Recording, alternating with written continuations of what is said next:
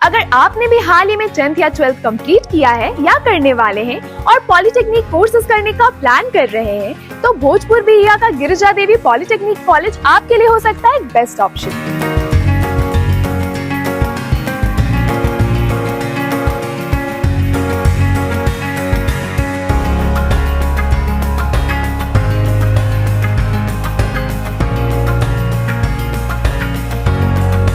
Polytechnic एक technical course होने की वजह से आपको भीड़ से अलग करता है और आपकी जॉब अपॉर्चुनिटीज को भी बढ़ाता है, और ये अप्रूव्ड है AICTE न्यू दिल्ली से और अफिलिएटेड है SBT बिहार से, यानी कि स्टेट और सेंट्रल गवर्नमेंट दोनों से ही अप्रूव्ड है।